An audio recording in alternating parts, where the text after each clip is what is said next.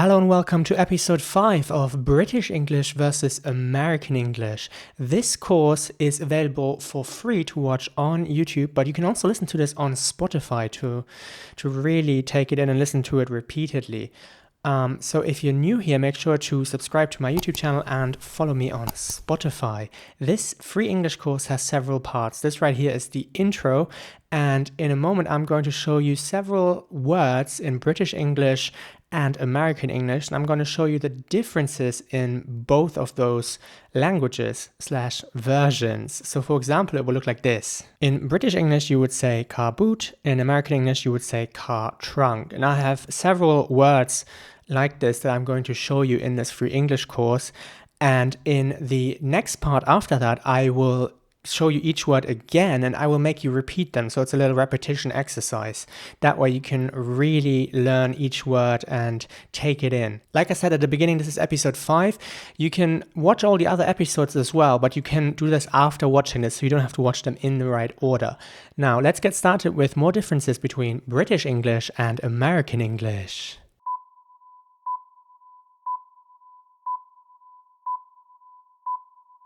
Alright, first words are building work in British English. Building work is spelled B-U-I-L-D-I-N-G and then work, so W-O-R-K, building work. Now, in American English, you would say construction work as opposed to building work. Construction is spelled C-O-N-S-T-R-U-C-T-I-O-N, W-O-R-K, and the differences here are obviously that in the UK, if you would work if you would work in building work, you would be a builder. And in American English, you would say that someone works in construction. So this person might be a construction worker. So the two words I want to highlight here is basically building and construction. And now it's time for a quick disclaimer. Not everyone in the UK will say building work and not everyone in America will say construction work. There are, of course, exceptions. Now here's an example of the British English term. Builders. The builders.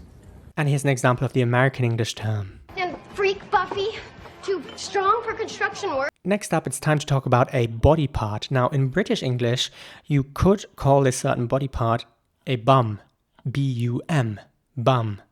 There are several other words for it, but I'm trying to keep it polite here, okay? So in British English, many people would say bum. Not everyone, but many people do say bum. B-U-M. In American English, people would say butt as opposed to bum. Butt is spelled B-U-T-T. Now, this is not to be confused with the word B-U-T, butt with one T, because it has in fact two T's. And if Americans talk about a butt, that usually means they talk about, that certain body part. Here's an example of the British English word. Right, I'll never forget one conversation like, does my bum look big in this? And here's an example of the American English word. My butt! Your butt. The next word is bum bag in British English. So we just had bum, and now the word is bum bag. So B-U-M-B-A-G, bum bag. And I'm going to display a bum bag on the screen right now so you know what I'm talking about. Because in American English, this is in fact called a fanny pack.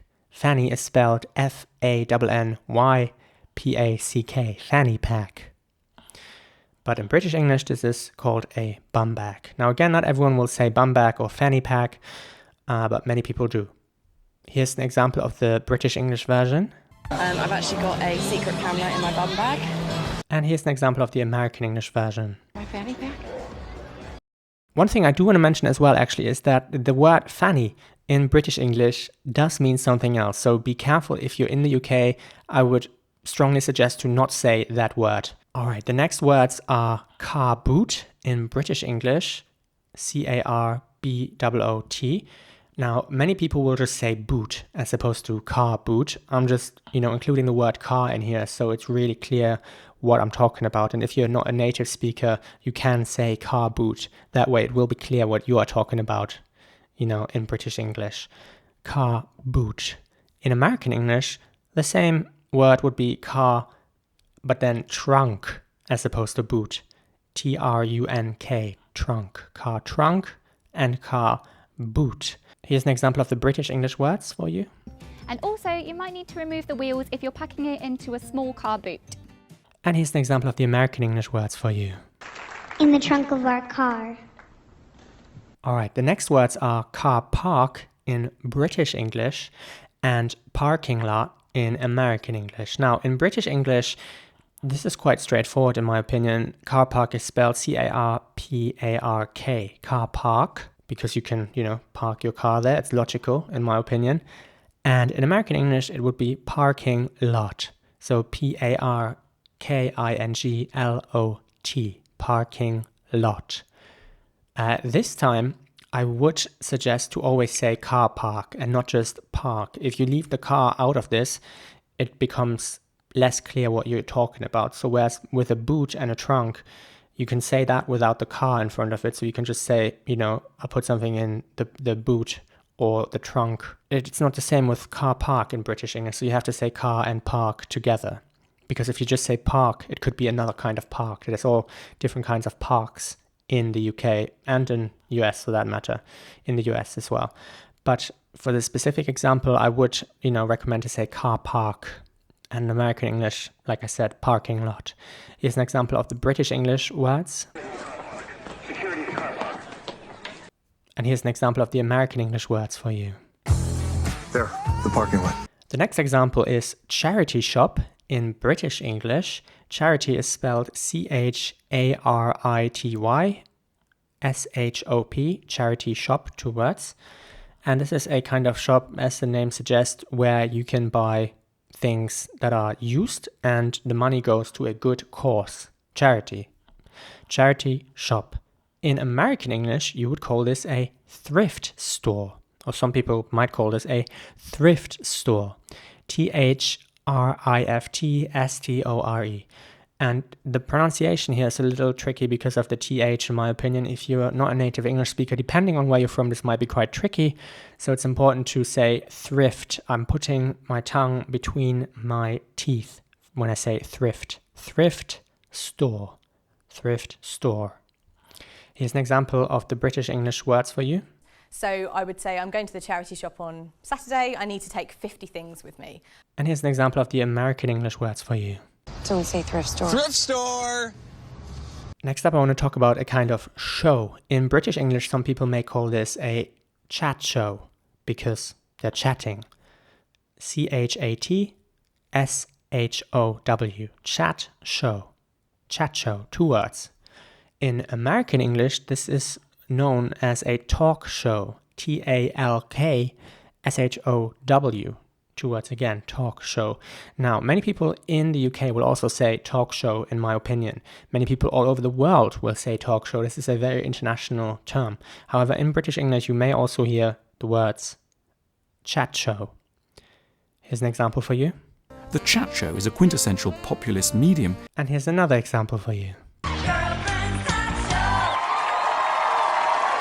Next up, I want to talk about a way to pay for something. You may know this depending on your age.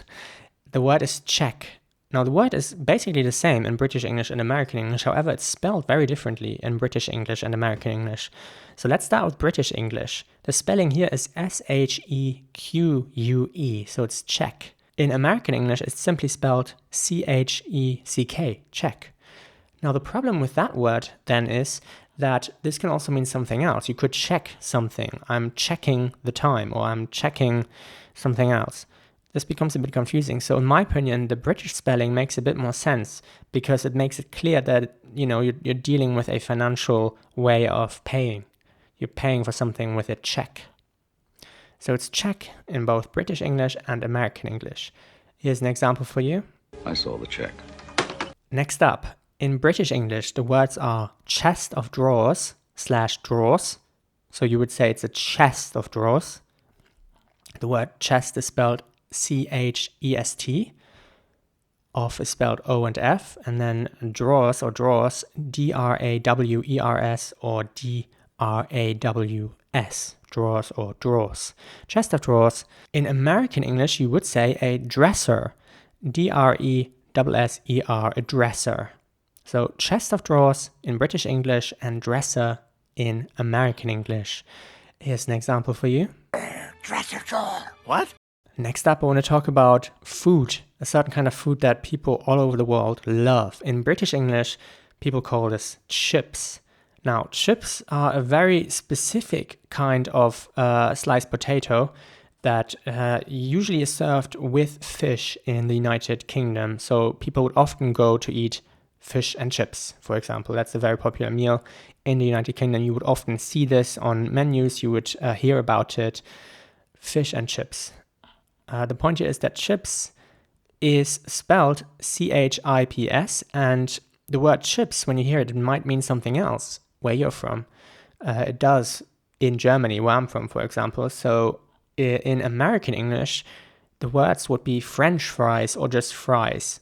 French as in F-R-E-N-C-H and fries as in F-R-I-E-S.